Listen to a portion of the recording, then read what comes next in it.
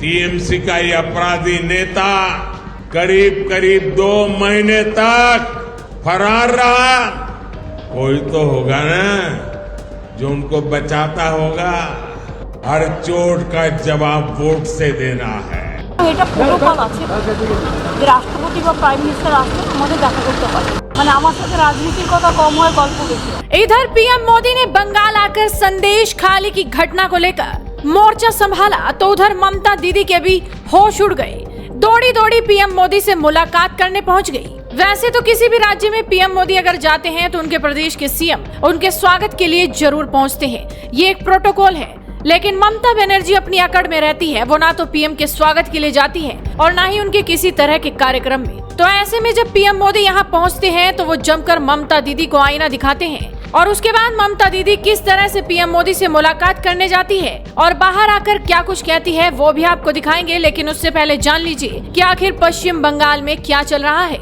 दरअसल बंगाल में इस वक्त संदेश खाली को लेकर सियासी बवाल चल रहा है। भले ही 55 दिनों के बाद संदेश खाली के आरोपी शाहजहां शेख को ममता सरकार ने गिरफ्तार कर लिया हो, लेकिन फिर भी ममता बनर्जी के शासन में कानून व्यवस्था के मोर्चे पर लगातार वो निशाने पर है। फिलहाल पीएम मोदी 2 दिन के बंगाल दौरे पर हैं। पीएम मोदी 6 मार्च को संदेश खाली के उस इलाके में भी जाएंगे जहां की पूरी घटना इस वक्त चर्चाओं में है। यहां पहुंचने के बाद हुगली जिले के आरामबाग में पीएम मोदी ने 7200 करोड़ की परियोजनाओं का शिलान्यास और उद्घाटन करने के बाद एक जनसभा को संबोधित किया, जहां टीएमसी और मुख्यमंत्री ममता बनर्जी पर उन्होंने खूब निशाना साधा।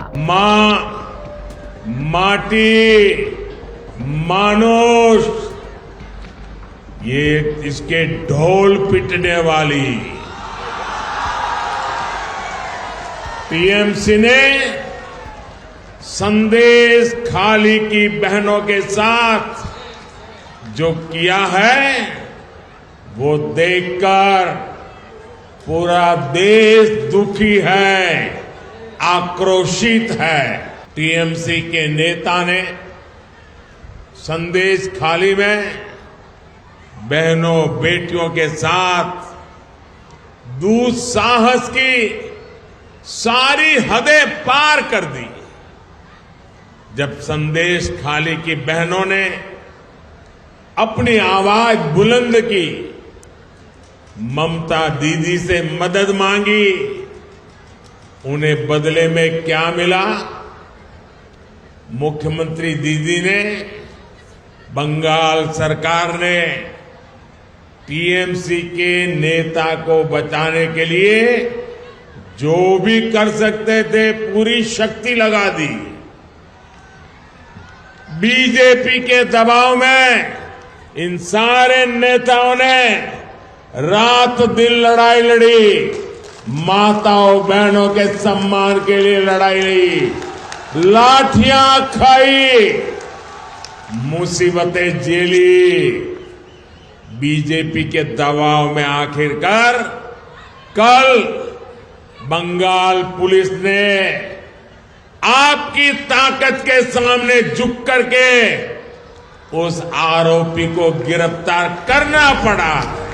पीएम मोदी ने संदेश खाली को लेकर यहाँ जो भी बयान दिया उसे सुनकर ममता बनर्जी बेचैन हो गई और तुरंत पहुँच गई पीएम मोदी से आनंद फानन में मीटिंग करने के लिए। दरअसल सभा के बाद शाम के वक्त जब पीएम मोदी रात्रिवास के लिए राजभवन कोलकाता पहुँचे तो मुख्यमंत्री ममता बनर्जी भी उनसे मिलने जा पहुँची।